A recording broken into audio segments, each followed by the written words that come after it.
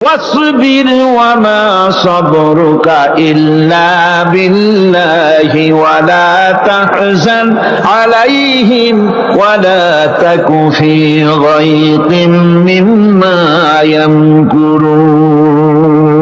হে রাসূল, সবরের সাথে কাজ করতে থাকুন। আপনার এই সবরের তৌফিক তো আল্লাহই দিয়েছেন, আর ওদের সমস্ত ষড়যন্ত্র, ওদের অপকৌশলে আপনি দুঃখিত হবেন না, চিন্তা করবেন না, ভারাক্রান্ত হবেন না, আপনি নিশ্চিত থাকুন। واصبر لحكم ربك فإنك بأعيننا। হে নবী, আপনার রবের চূড়ান্ত ফয়সালা আসা পর্যন্ত ধৈর্য ধারণ করুন, আপনি তো আমার চোখের সামনে। সুবহানাল্লাহ, সুবহানাল্লাহ, আপনি আমার চোখের সামনে। কে আপনাকে কি করবে আমি দেখবো না? সুবহানাল্লাহ। মন্ত্রী যদি, এই সলিমুদ্দিন মার্কা মন্ত্রী যত আছে, এই মন্ত্রীরা যদি দেখাতে ভয় কিসে? আমি তোকে দেখছি না? সাহসটা কেমন বাড়ে, কেমন বাড়ে সাহস। আর এ কোনো মন্ত্রী ছাতা মাতা না, কোন প্রেসিডেন্ট রাজা বাদশা না, আকাশ আর জমিনের মালিক আমার আল্লাহ রাব্বুল আলামিন বলছেন, হাবিব কোন চিন্তা নাই, আপনি আমার চোখের সামনে। ওরা চায় আপনাকে দুনিয়া থেকে মিটাই দিতে, আর আমি চাই ওয়ারাফানা লাকা যিকরাক, আপনার প্রশংসা তো হবে গোটা বিশ্ব জুড়ে, সর্বত্র ছড়িয়ে যাবে আপনার নাম। সুবহানাল্লাহ। আল্লাহ পাক অন্যত্র বলেছেন, ওয়ালাকাদ কুযযিবাত রুসুলুম মিন ক্বাবলিকা ফাসাবারু আলা মা কুযযিবু ওয়া উযু হাত্তা আতাহুম নাসরুনা। হে মুহাম্মদ সাল্লাল্লাহু আলাইহি ওয়াসাল্লাম, আপনার পূর্বে অসংখ্য নবী রাসূল এই পৃথিবীতে আসছে এবং জুলুম আর নির্যাতনের শিকার তারা হয়েছেন। অবশেষে তাদের প্রতি আল্লাহর সাহায্য এসেছে। সুতরাং আপনাকেও ধৈর্য ধারণ করতে হবে, ধৈর্য ছাড়া কোনো পথ নাই, ধৈর্য আপনাকে ধারণ করতেই হবে। আর এই ধৈর্য ধারণ করলে পরে আল্লাহর চূড়ান্ত ফয়সালা আসবে, তখন আল্লাহ পাক মেহেরবানি করবে। আমার ভাইরা, এই ধৈর্য পৃথিবীর সমস্ত পয়গম্বররা ধৈর্য অবলম্বন করেছেন, কখনো অধৈর্য হন নাই। দিন কায়েমের সংগ্রামে নবী রাসূলগণ দারুণ ভাবে সবর ইখতিয়ার করেছেন। বৃদ্ধবাদীদের সকল রকমের নির্যাতন, অপকৌশল, ষড়যন্ত্র, এই সব কিছু মোকাবেলা করেছেন ধৈর্যের নীতি অবলম্বন করি। কখনো ধৈর্য ত্রুটি তাদের মধ্যে ঘটেনি, বরং আল্লাহ রাব্বুল আলামিন তাদের প্রতি সন্তুষ্ট হয়েছেন। যারা এই ধৈর্য ধরেছে তাদের উপরে সন্তুষ্ট হয়ে আল্লাহ রাব্বুল আলামিন বলেছেন, ওয়া কাআইয়িম মিন নাবিয়্যিন কাতালা মাআহু রিব্বিয়ুন কাসীর। এর আগে অনেক নবী এসেছিলেন যাদের সাথে বহু আল্লাহর লোক লড়াই করেছেন। فما وهنوا لما أصابهم في سبيل الله وما ضعفوا وما استكانوا। আল্লাহর পথে তাদের উপর যত বিপদ এসেছিল তারা হতাশ হয়ে পড়েন নাই, দুর্বলতা দেখাননি, বাতিলের সামনে মাথা নত করেন। ওয়াল্লাহু ইউহিব্বুস সাবিরিন। আর আল্লাহ পাক ধৈর্যশীল যারা, তাদেরকে আল্লাহ পাক ভালোবাসেন। আমার ভাইরা, ধৈর্যের পরিচয় রাসূল করিম সাল্লাল্লাহু আলাইহি ওয়াসাল্লাম উহুদের ময়দানে যখন আক্রান্ত হয়ে গেলেন, চতুর্দিকে কাফেররা ঘিরে ধরেছে, বাঁচার কোনো পথ নাই। সাহাবায়ে কেরাম রাসূলকে পাহারা দিলেন। যারা রাসূলকে পাহারা দিতে দাঁড়াইছেন, জীবন দিয়া পাহারা দিতে দাঁড়ায় গেছে, রাসূলের দিকে মুখ দিয়া, পিঠটা বাইরের দিকে দিয়ে রাসূলকে পাহারা দেওয়া শুরু করেছেন। হুজুরকে পাহারা দিতে যারা দাঁড়িয়েছিলেন, কাফের কর্তৃক নিক্ষিপ্ত কি তীরগুলি এসে যখন বিঁধতেছিল, শুধু একজন সাহাবী হযরত তালহার পিঠের ভিতরে রাসূলকে হেফাজতের জন্য 80টা তীর একজনের পিঠের মধ্যে দিয়ে ঢুকেছে। এক অসতর্ক মুহূর্তে নবীজির ডান্ডা মোবারক শহীদ হয়ে গেল, শিরস্থান ভেঙে গেল, লোহার কড়া প্রবিষ্ট হয়ে গেল কপালের ভিতরে। হুজুর মাথা ঘুরে পড়ে গেলেন। হযরতে আবু উবাইদা রাদিয়াল্লাহু তাআলা আনহু হুজুরের মস্তক মোবারককে করে করে নিয়ে তারপরে বহু কষ্ট করে মাথা থেকে লোহার কড়া বের করলেন। এবার ওই কড়ার ছিদ্র দিয়ে রক্ত আসতেছে, মুখ দিয়ে রক্ত পড়তেছে, দাড়ি ভিজে যাচ্ছে। বুখারী শরীফে এসেছে আল্লাহর নবী দুইখানা হাত নিজের চেহারার উপরে মলে আনে টাটকা রক্ত চোখের সামনে দেখে বলছেন, আহারে এই কওমের ফালাত কি করে হবে, এই কওমের মুক্তি কি করে হবে, এই কওমের নাজাত কি করে হবে, যে কওম তার নবীর চেহারা রক্ত দিয়ে লাল বানাইয়া দিল। নবীজি বললেন, আল্লাহুম্মা গফিরলি কওমি ফাইন্নাহুম লা ইয়ালামুন। আয় আল্লাহ পাক, আমার এই কওম বুঝতে পারে না, ওদেরকে মাফ করে দাও। খবর ছড়িয়ে গেল নবীজি শহীদ হয়ে গিয়েছেন। খবর ছড়িয়ে গেল চতুর্দিকে, মদিনায় খবর ছড়িয়ে গেল। মানুষ পাগলের মতো দৌড়ানো শুরু করে দিল। এক মেয়ে লোক দৌড়াচ্ছে ওহদের দিকে। কয়েকজন সাহাবীর সঙ্গে দেখা, তারা জিজ্ঞেস করলেন, দৌড়াও কেন মহিলা, যাও কই? কয় ওহদের দিকে যেতেছি। কয় যায় তো কোনো লাভ নাই, যেহেতু তোমার যে স্বামী এসেছিলেন জিহাদের ময়দানে তিনি তো শহীদ হয়ে গেছেন। মহিলা বলতেছে, কে শহীদ হয়েছে শুনতে চাই না, আগে বলো নবীজি কেমন আছে। আবার কিছুক্ষণ পর আর কয়েকজনের সঙ্গে দেখা, তারা বলছে, মেয়ে লোক দৌড়াও কই? যাচ্ছি ওহদের দিকে। তারা বলছেন যে কোনো লাভ নাই, তোমার যে দুইটা কলিজার টুকরা সন্তান ওহদে এসেছিল দুটোই শহীদ হয়ে গেছে। মা বলতেছে, ও সাহাবী কে শহীদ হয়েছে শুনতে চাই না, তাড়াতাড়ি করে বলো আল্লাহর নবী মুহাম্মদ রাসূলুল্লাহ সাল্লাল্লাহু আলাইহি ওয়াসাল্লাম কেমন আছেন। দৌড়াতে দৌড়াতে ওহদের মাঠে সাহাবায়ে কেরাম পরিবেষ্টিত। আল্লাহর নবীর কাছে গিয়ে হুজুরের জীবিত চেহারা মোবারকের দিকে তাকায়া মেয়ে লোকটি কাঁদতেছে আর বলতেছে, ইয়া রাসূলুল্লাহ, আমার স্বামী মরা শোক, আমার কলিজার টুকরা দুইটা সন্তান মরা শোক, আমার কলিজা থেকে মুছে গেছে, আপনি বেঁচে আছেন, তামাম মুসলমানদের এর চাইতে বড় সান্ত্বনা আর নাই। ভাইরা আমার, রাসূল করিম সাল্লাল্লাহু আলাইহি ওয়াসাল্লাম এভাবে করে ধৈর্যের পরিচয় দিয়েছেন। গালাগালি দেন নাই, রাগ করেন নাই, বদদোয়া করেন নাই। সুবহানাল্লাহ কোন সুবহানাল্লাহ। হযরত আইয়ুব আলাইহিস সালামের সবরের ঘটনা কোরআনে কারীম তুলে ধরেছে। হযরত আইয়ুব 18টি বছর পর্যন্ত রোগের মধ্যে পড়ে আছেন। এত অসুখ করেছে, এত রোগ, শরীর পচে গিয়েছে, গায়ে পোকা ধরেছে, দুর্গন্ধ হয়ে গিয়েছে, বিবিরা চলে গিয়েছে, ছেলে মেয়ে পাড়ার লোকেরা দূর দূর করে তাড়িয়ে দিয়েছে। এবার জঙ্গলের ভিতরে গিয়ে আশ্রয় নিয়েছেন। এমন অবস্থা হয়েছে, শরীর পচে পচে জিহ্বায় যখন পোকা ধরা শুরু করে দিল, হযরত আইয়ুব আলাইহিস সালাম তখন আল্লাহ রাব্বুল আলামিনের দরবারে এই প্রথমবারের মতো তিনি বললেন, রব্বুল আলামিন, আয় আল্লাহ তাআলা, সমস্ত শরীর জড়জড়া হয়ে গিয়েছে, গায়ে পোকা ধরেছে, আমি কোনো কথা বলি নাই, আমি খামোশ থেকে জিকির আজগার করতেছিলাম। আয় আল্লাহ, এখন দেখি আমার জিহ্বায় পোকা ধরেছে, পোকা ধরা শুরু হয়েছে, আমার জিহ্বাটায় পোকা তুমি দয়া করে দিও না, কারণ আমার জিহ্বায় যদি পোকা হয়ে যায় তাহলে তোমার মতো আল্লাহর জিকির আমি কি দিয়া করব, আমার জিহ্বাটা তুমি দয়া করে ভালো রাখো। কোরআনে কারীম বলছি, وأيوب إذ نادى ربه أني مسني الضر وأنت أرحم الراحمين। স্মরণ করো সেই সময়ের কথা যখন আইয়ুব তার রবকে ডেকে বলেছিল, আমি অসুস্থ আর তুমি তো রহমান রহিম দয়াময়। ভাষাটা দেখেন কি সুন্দর, এর থেকে কি আল্লাহর আর কিছু বলা লাগে? আল্লাহ পাকের কাছে তিনি বলতেছেন, আল্লাহ আমি তো অসুস্থ, আমি তো অসুখ করেছে আমার, আর তুমি তো দয়াময় রহমান রহিম।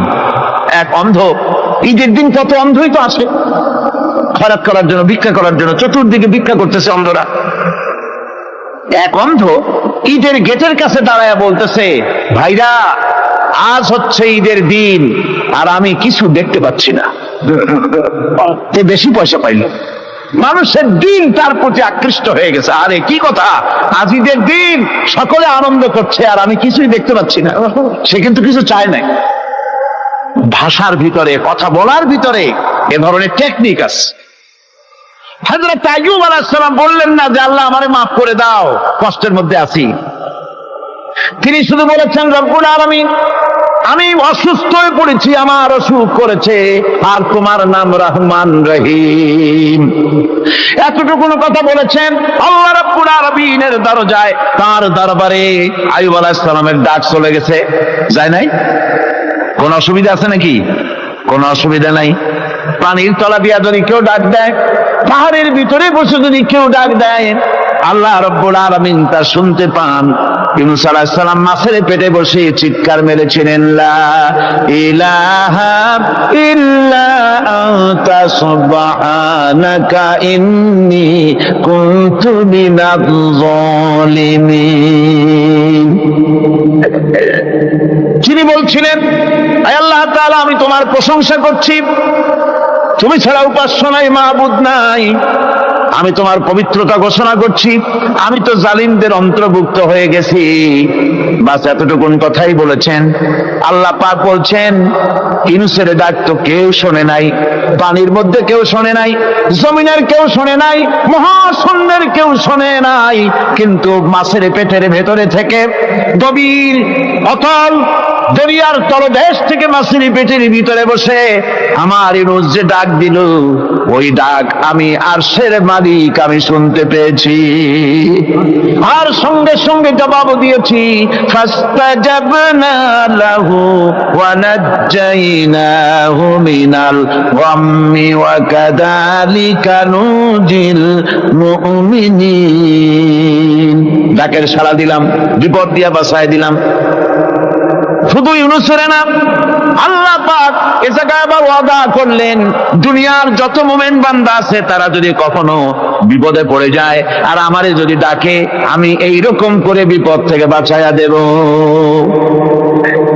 আইয়ুব আলাইহিস সালাম যখন আল্লাহ রাব্বুল আলামিনের কাছে ফরিয়াদ করলেন, আল্লাহ পাক তখন বলছেন, কোরআনে কারীম বলছে, ফাস্তাজাবনা লাহু ফাকাশাফনা মা বিহি মিন দুররিন ওয়া আতাইনাহু আহলাহু ওয়া মিসলাহুম মাআহুম রাহমাতাম মিন ইনদিনা ওয়া যিকরা লিল আবিদিন। আমি আইয়ুবের দোয়া কবুল করে নিলাম। শুধু তার পরিবার বর্গই দিলাম না, বরং আরো কিছু নিয়ামত আমি তাকে দান করে দিলাম। এবং তাই জন্য, যেহেতু তারা ছিল আমার অনুগত বান্দা, আমার বাধ্যগত, আমি এই জন্য রহম করেছি, সমস্ত রোগ শোক আমি মাফ করে দিয়েছি। আমাদের সামান্য একটু জ্বর হয়, যদি 2-3 দিন জ্বর হয়েছে, জ্বর ছাড়ে না, বলে যে এত ভালো ভালো কাজ করি, তারপর আমার এত জ্বর হওয়া লাগে, অমুকরা এত পাপ করে, তা তো কিছুই হয় না। খালি আল্লাহ আমার এই চোখে দেখলো, আমার বউর অসুখ, আমার অলিমুড়ি ছাড়ি না। ভাইরা, আপনি ঠিক পান না যে কি গুনাহ আপনি করেন।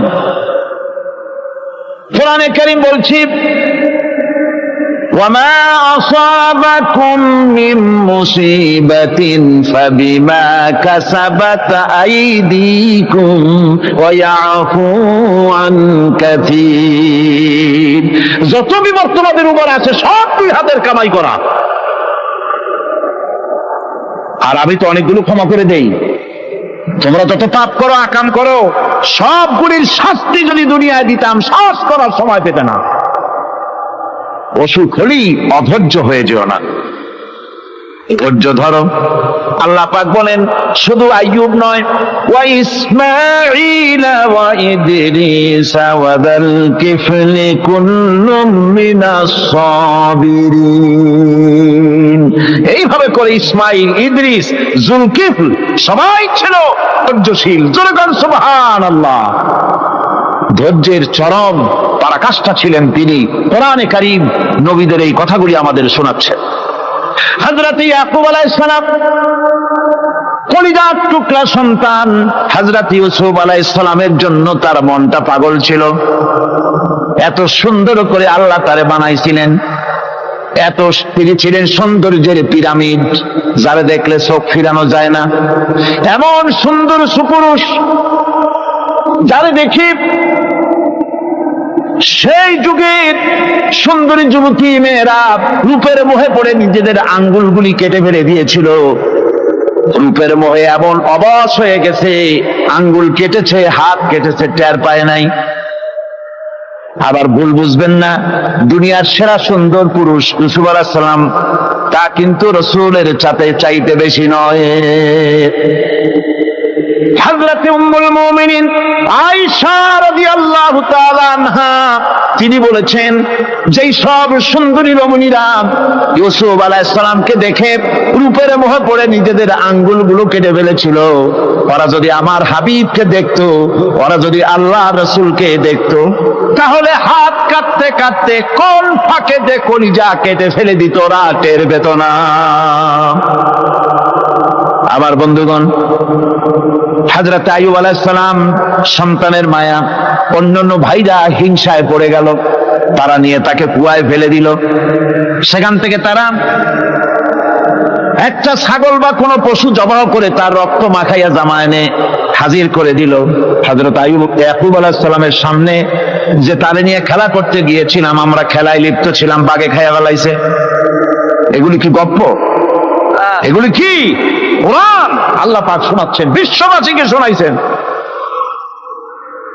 সূরা ইউসুফের চাইতে এত সুন্দর উপাখ্যান গোটা পৃথিবীতে আর নাই। সুবহানাল্লাহ।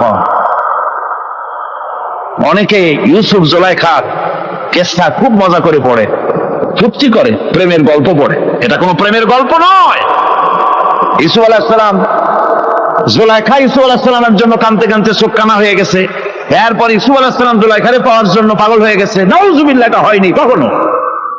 তিনি আল্লাহর পয়গম্বর, আর আল্লাহ কেমনে তারে বাঁচিয়েছেন?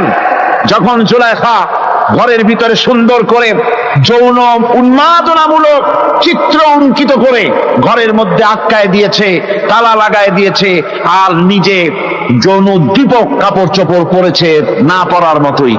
সে যুগের সুন্দরী মেয়ে জুলাইখা, তার কুপ্রবৃত্তিকে চরিতার্থ করার জন্য আহ্বান করা হয়েছে। হযরত ইউসুফ আলাইহিস সালাম লক্ষ্য করে দেখলেন এমন জায়গা, এখান থেকে পালাবার তো পথ নাই, দরজা বন্ধ করে দিয়েছে। তিনি শুধু তখন কেবলমাত্র আল্লাহ রব্বুল আলামিনকে ভয় করলেন। আল্লাহকে ভয় করে আল্লাহর নাম নিয়ে যখন তালাবদ্ধ দরজার দিকে দৌড় দিয়েছেন, আল্লাহ রব্বুল আলামিন আপন কুদরতে তালাগুলি খুলে দরজা তার জন্য উন্মুক্ত করে দিলেন। ইউসুফ আলাইহিস সালামকে ফালাই দিয়ে এভাবে করে কাপড় এনে দিল তার সামনে, রক্তমাখা কাপড়। হযরত ইয়াকুব আলাইহিস সালাম সন্তানদের মুখে কাহিনী শুনে তিনি কি বললেন? কোরআনে কারীমটা কোট করেছে, তিনি চিক দিলেন না, ফাল দিলেন না, ফিট হয়ে পড়লেন না। তিনি বললেন, কলিজার টুকরা সন্তান, তার মরার খবর শুনেছেন। তিনি বললেন কি? ফাসাবরুন জামিলুন ওয়াল্লাহুল মুস্তাআনু আলা মা তাসিফুন। আমি উত্তম সবর অবলম্বন করব। তোমরা যে কাহিনী রচনা করেছো এর বেলায় আমি আল্লাহর কাছে সাহায্য চাই। আমি উত্তম সবর অবলম্বন করব। আমার ভাইয়েরা, 11 ভাই মনে করেছিল ইউসুফ আলাইহিস সালামকে মরণ কুয়ায় ফালাই দিছি। তারা তো ঠিক পায় নাই, এটা মরণ কুয়া না, এটা হচ্ছে একটা সুড়ঙ্গ, যাকে ইংরেজিতে বলে টানেল।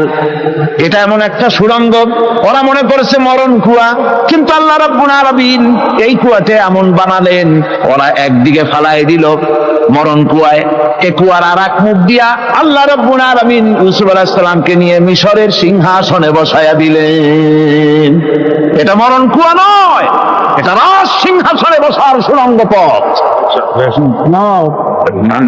ইউসুফ আলাইহিস সালাম আজ প্রেসিডেন্ট। সুবহানাল্লাহ। প্রেসিডেন্ট হয়ে বসে আছেন, ওদিকে কেনানে অভাব লেগে গেছে, সেখানকার মানুষেরা সাহায্য নিতে এসেছে, ওই 11 ভাইও আসছে। হযরত ইউসুফ আলাইহিস সালাম দেখি চিনে ফেলেছে, ওরা কিন্তু তখনও ঠিক পায় নাই। হযরত ইউসুফ আলাইহিস সালাম চিনে ফেলেছেন, এখন কি করা উচিত? সবগুলাকে ঠ্যাং উপরের দিকে উঠাইয়া তারপরে সমানে ধোলাই দেওয়াইতেও স্বাভাবিক ছিল, আমাদের মতো মানুষ হইলে, ঠিক কিনা? ঠিক তো বলবেনি, অভ্যাস তো এটাই। হযরত ইউসুফ আলাইহিস সালাম তাদের সামনে পরিচয় দিলেন। তারা যখন বুঝতে পারলো, লজ্জায় তাদের মাথা হেট হয়ে গেল। হযরত তার এক তো লজ্জা, আর 2 নম্বরের ভয়, জান নিয়া কেনানে কেউ ফিরে যাইতে পারবো না। এখন অবস্থা হয়েছে যে জীবনই যায় নাকি এখানে। হযরত ইউসুফ আলাইহিস সালাম ভাইদের এই করুণ দুরবস্থা বুঝতে পারলেন, বুঝে চরম ধৈর্য ধরে তিনি কি বললেন? তিনি বললেন, লা তাসরিবা আলাইকুমুল ইয়াউম।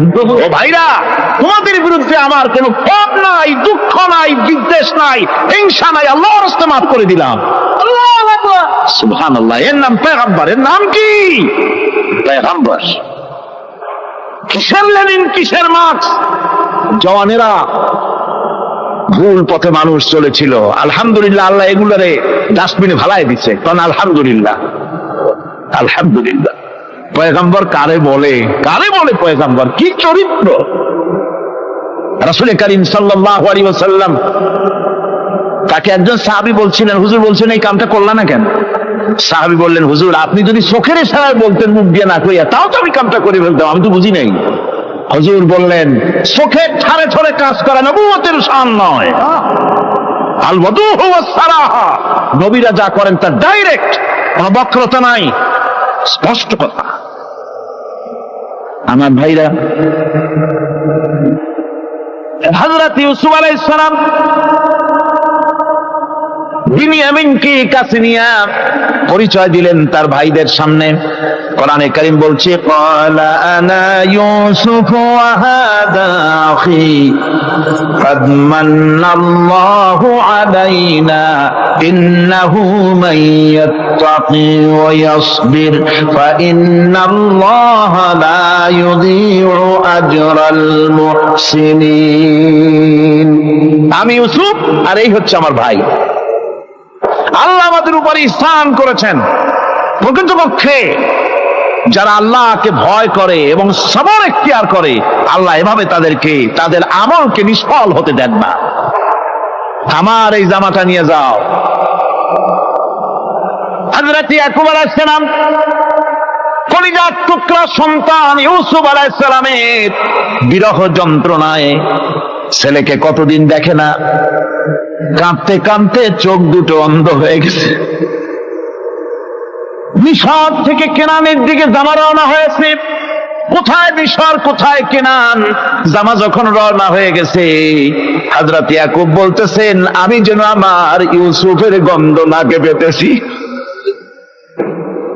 জামা চলে এলো, চোখের উপরে রাখলেন, আল্লাহ রাব্বুল আলামিন তাকে চক্ষুষ্মান বানায়া দিলেন। ভাইরা আমার, পয়গম্বরেরা সবর করে গোটা দুনিয়ার মানুষের সামনে দৃষ্টান্ত সেট করেছেন সবরকারী ঘর।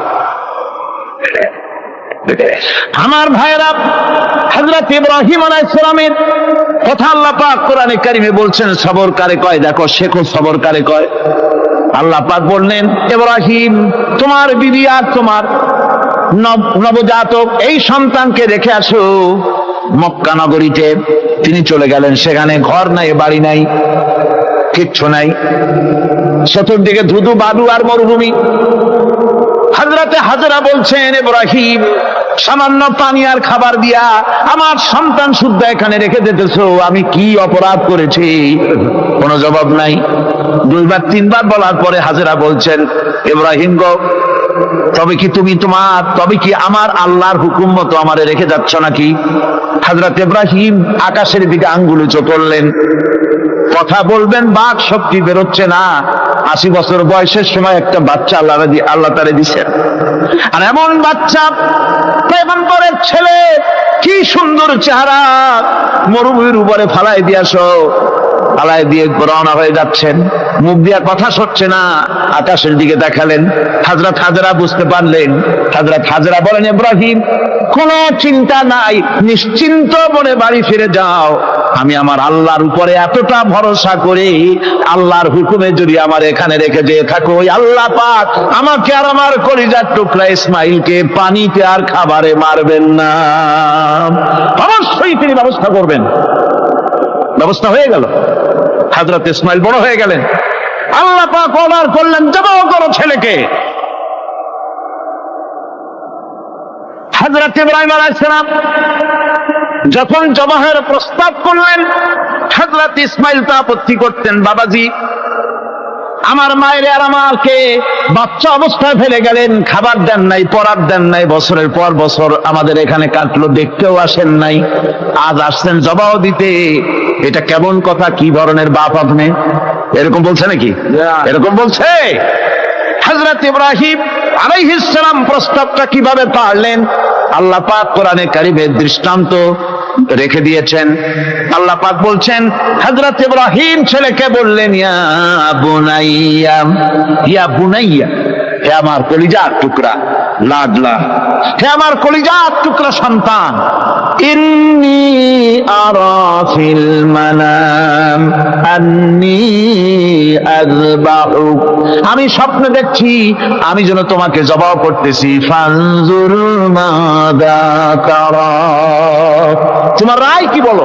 আমি তো স্বপ্নে দেখছি যে আমি তোমার জবাই করতেছি, এখন তোমার রায় কি? তোমার মত কি? হযরত ইসমাঈল আলাইহিস সালাম শুনিয়া দিলেন দৌড়, নাকি না?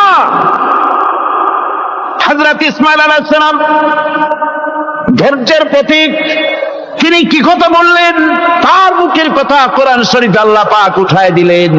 হযরত ইসমাঈল বললেন, ইয়া আবাতি ফাআল মা তুমারু সাতাজিদুনি ইনশাআল্লাহু মিনাস সাবিরিন, হে আমার পিতা, আপনি যে ব্যাপারে আদিষ্ট হয়েছেন আপনি তা পালন করুন, অবশ্যই আমাকে ধৈর্যধারীদের মধ্যে পাওয়া যাবে। সুবহানাল্লাহ।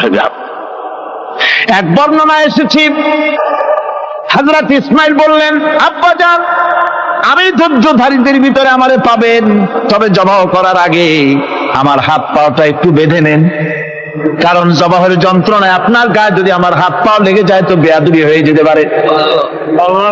আর আমি মরে আমার জবাই হয়ে যাওয়ার পর আমার রক্ত মাখা জামাটা নিয়া আমার মা হাজেরারে দিবেন, কারণ তাকে মা বলবার মতো আর তো কেউ নাই।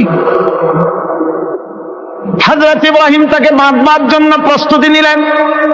হযরত ইসমাঈল বলছেন, আব্বাজান, বাঁধবেন না, বাঁধার প্রয়োজন নাই। বলে, কেন? একবার বাঁধতে বললে আবার তুমি নিষেধ করছো কেন? ছেলে বলছেন, আব্বাজান, বাঁধবো না এই জন্যে, হয়তো কিয়ামতেই প্রশ্ন উঠতে পারে যে আল্লাহর হুকুমে রাজি ছিল না বলে হাত পা বাঁধা জবাই করছে, আমি এই সুযোগ দিব না, আপনি জবাই করেন, আমি এতটুকু নড়াচড়া করব না।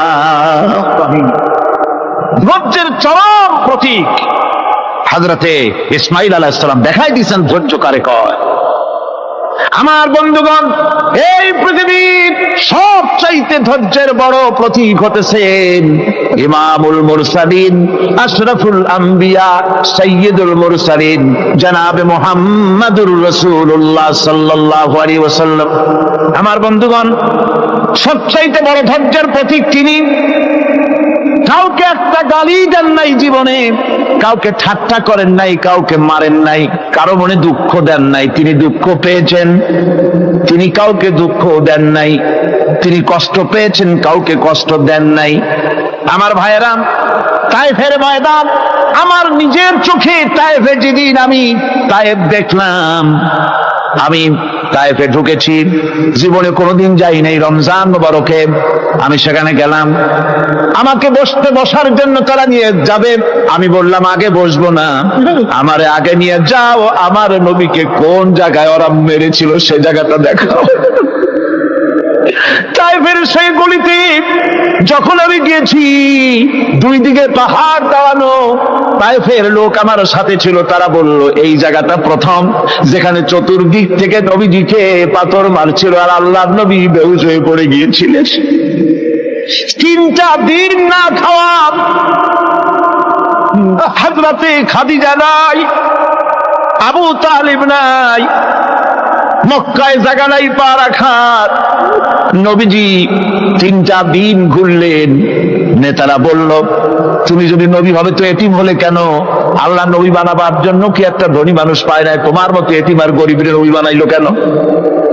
আল্লাহ নবী 3 দিন পর যখন দেখলেন কেউ দাওয়াত শোনে না, কেউ মানে না, কেউ গ্রহণ করে না, তখন তিনি নেতাদের অনুরোধ করলেন ঠিক আছে দাওয়াত তো কবুল করলে না, তবে একটা কাজ করো, অন্তত আমি যে তায়েফে আসছিলাম এই খবরটা মক্কায় দিও না, ওরা আরো অত্যাচার বাড়ায় দেবে। এই কাফিরগুলি খবর তো মক্কায় পাঠালো আর সমস্ত যুবকদেরকে লেলিয়ে দিল। যুবকেরা চতুর্দিকে দাঁড়াইছে, রাসূলকে পাথর মারা শুরু করে দিল। আমি যখন রেল লাইনের থেকে হাঁটি, যখন রেল লাইন কোনো সময় দেখি, রেলের পাথরগুলি, রেল লাইনের পাথরগুলি দেখলেই আমার মাথায় যেন কেন তাইফের কথা মনে এসে যায়। আরে মানুষের গায়ে পাথর মারলে কি অবস্থার সৃষ্টি হয়? পাথর নূরের শরীর, রহমতের শরীর, কিটি কিটি রক্ত ঝরছে। নবীজিকে জোর করে উঠাইয়া জবরদস্তি করে হাঁটার জন্য তারা ধাক্কা মারতেছে। আবার কিছু দূরে গিয়ে নবীজি আবার বেহুশ হয়ে পড়েছেন। এইখান থেকে আবার উঠাইছে, আবার ধাক্কা মারতেছে। 3 নম্বরের আরেকটা জায়গা আছে যেখানে ভাঙ্গা একটা মসজিদ। তাইফের লোকেরা আমাকে বলল এই জায়গাটা হলো শেষ জায়গা যেখানে রাসূল করিম 3য়বারের মতো বেহুশ হয়েছিলেন, এখানেই হুজুরের রক্ত ঝরেছে বেশি। 2 রাকাত নামাজ পড়লাম, সিজদায় পড়ে এমন কান্না কাঁদলাম আল্লাহর কাছে। নবীজি যখন হুঁশ এসেছে, হযরতে জিবরাইল বলেন ইয়া রাসূলুল্লাহ, আপনার এই কষ্ট দেখে ফেরেশতারা কাঁদতেছে, আপনি অনুমতি দিয়ে দেন এই 2 পাহাড়কে মিলাইয়া সমস্ত তায়েফবাসী কাফেরগুলি মাটির সাথে মিশাইয়া দেই। নবীজি বললেন জিবরাইল, আমি যদি হুকুম করি আর আমার হুকুম মতো যদি এই কাম করো, একটা কাফেরও যদি না বাঁচে তাহলে কার মুখে পৌঁছাবো লা ইলাহা ইল্লাল্লাহু মুহাম্মাদুর রাসূলুল্লাহ। আমার ভাইরা, হুজুর সাল্লাল্লাহু আলাইহি ওয়াসাল্লাম উঠে বসলেন। এমন সময় হযরতে যায়েদ শরীরের রক্তগুলি মুছে দিতেছেন। রাসূল সাল্লাল্লাহু আলাইহি ওয়াসাল্লাম বসে 2খানা হাত উত্তোলন করলেন। নবীজির চোখ থেকে পানি গড়ায় পড়তেছে। আরে কেউ নাই, আল্লাহ ছাড়া কেউ নাই সাহায্য করার। নবীজি হাত তুলে মোনাজাত করতেছেন, চোখ দিয়া পানি পড়ে দাড়ি ভিজে পড়তেছে, গায়ে দিয়া রক্ত ঝরতেছে। নবীজি কি দোয়াটা করলেন? বদদোয়া করলেন না, গজব দিতে বললেন না।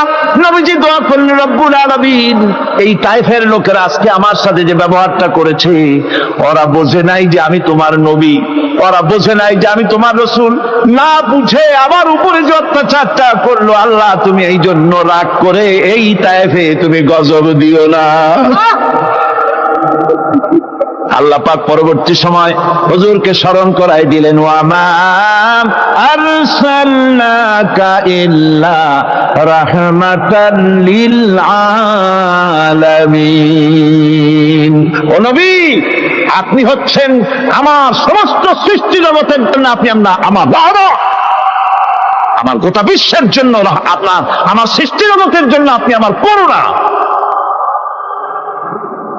একটা লোক রাসূলের এই কষ্ট দেখে বাগান থেকে 1 গ্লাস আঙ্গুরের শরবত এনে হাজির করেছে। এত কষ্টের পর 3 দিনের না খাওয়া আঙ্গুরের একটা শরবত পাইয়া হুজুর খুব খুশি হলেন। শরবত গ্লাস পান করে হুজুর বলছেন, তোমার নাম না আত্তাস? তিনি বলছেন, হ্যাঁ হুজুর আমার নাম আত্তাস। তোমার বাড়ি না ইউনূস আলাইহিস সালামের গ্রামে? বলে হ্যাঁ আমার বাড়ি সেই গ্রামে। তা আপনি কি করে জানলেন আমার নাম আত্তাস আর আমার বাড়ি ইউনূস আলাইহিস সালামের গ্রামে? আপনি জানলেন কি করে? হুজুর বললেন, আমি নবী, হযরত ইউনূস নবী, একজন নবীর খবর আর একজন নবীর কাছে থাকে। রাসূল করিম সাল্লাল্লাহু আলাইহি ওয়াসাল্লাম সবর ইখতিয়ার করেছিলেন, ধৈর্য অবলম্বন করেছিলেন, আর আল্লাহ পাক তাকে নির্দেশ করেছেন সবর করো। واتبع ما يوحى إليك واصبر حتى يحكم الله। তুমি কেবল সেই জিনিসের অনুসরণ করো যা আমি তোমার প্রতি অবতীর্ণ করেছি, আমি আপনার উপরে যেটা অবতীর্ণ করেছি ওটার অনুসরণ করুন, আর সবর ইখতিয়ার করুন যতক্ষণ না আল্লাহর পক্ষ থেকে চূড়ান্ত ফয়সালা না আসে। ধৈর্য ধরুন, ধৈর্য ধরুন।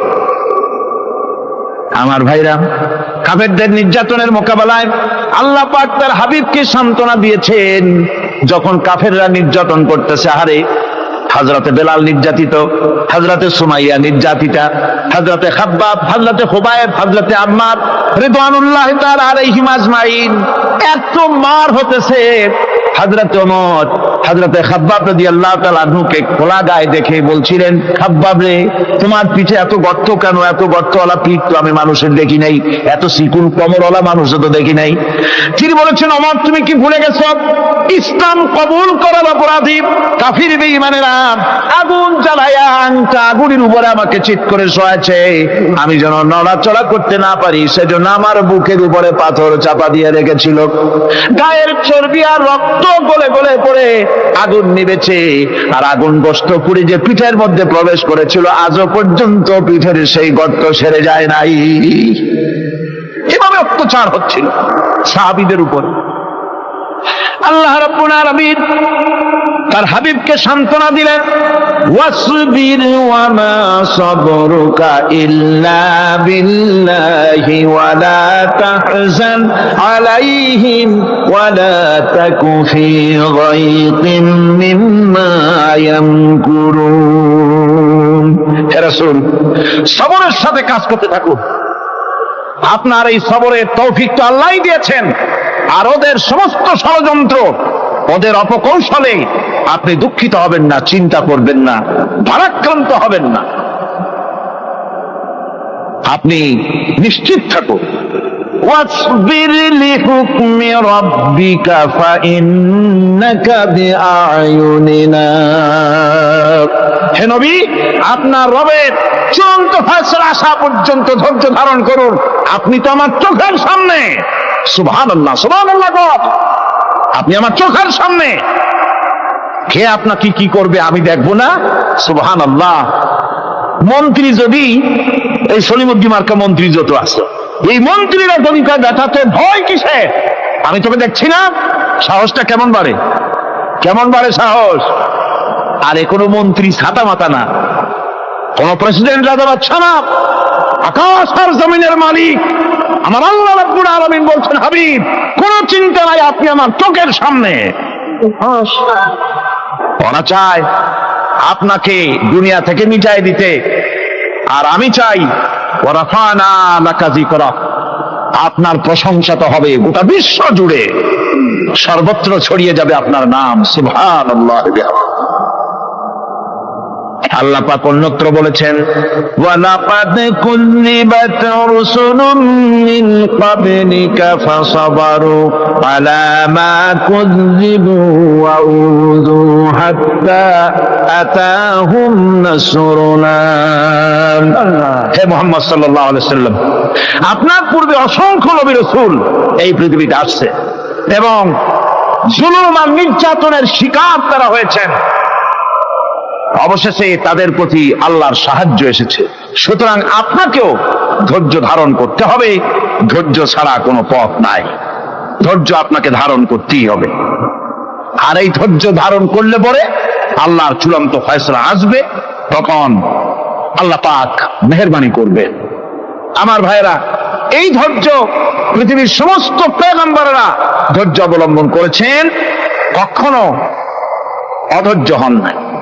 দিন কায়েমের সংগ্রামে নবী রাসূলগণ দারুণ ভাবে সবর ইখতিয়ার করেছেন।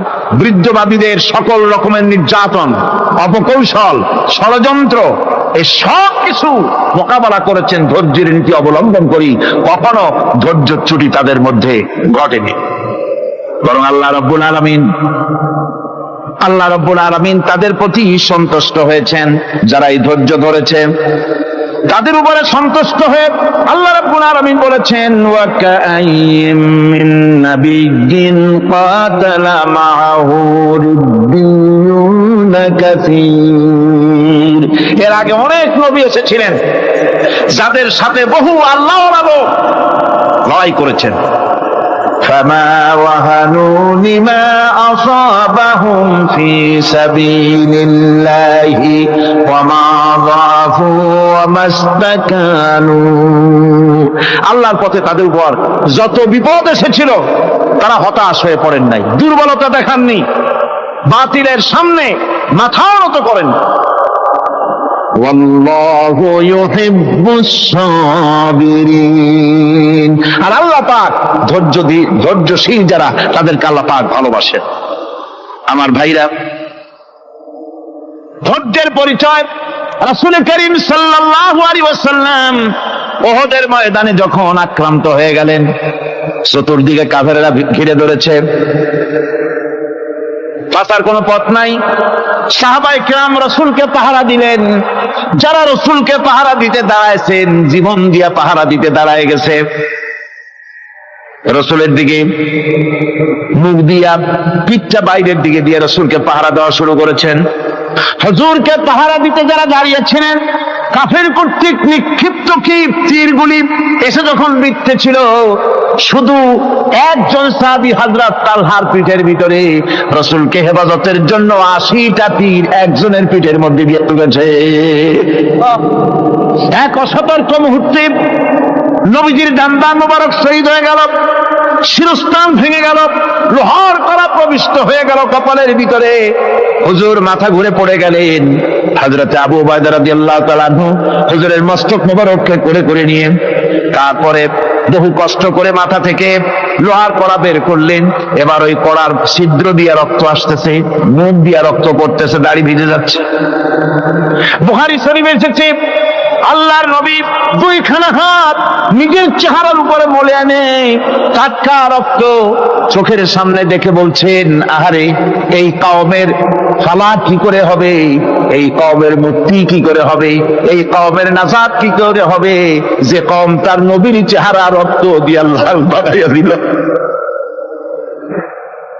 নবীজি বললেন, আল্লাহুম্মা গফিরলি কওমি ফাইন্নাহুম লা ইয়ালামুন। আয় আল্লাহ পাক, আমার এই কওম বুঝতে পারে না, ওদেরকে মাফ করে দাও। খবর ছড়িয়ে গেল নবীজি শহীদ হয়ে গিয়েছেন। খবর ছড়িয়ে গেল চতুর্দিকে, মদিনায় খবর ছড়িয়ে গেল। মানুষ পাগলের মতো দৌড়ানো শুরু করে দিল। এক মেয়ে লোক দৌড়াচ্ছে উহুদের দিকে। কয়েকজন সাহাবীর সঙ্গে দেখা, তারা জিজ্ঞেস করলেন, দৌড়াও কেন মহিলা, যাও কই? কয় উহুদের দিকে যেতেছি। কয় যায় তো কোনো লাভ নাই, যেহেতু তোমার যে স্বামী এসেছিলেন জিহাদের ময়দানে তিনি তো শহীদ হয়ে গেছেন।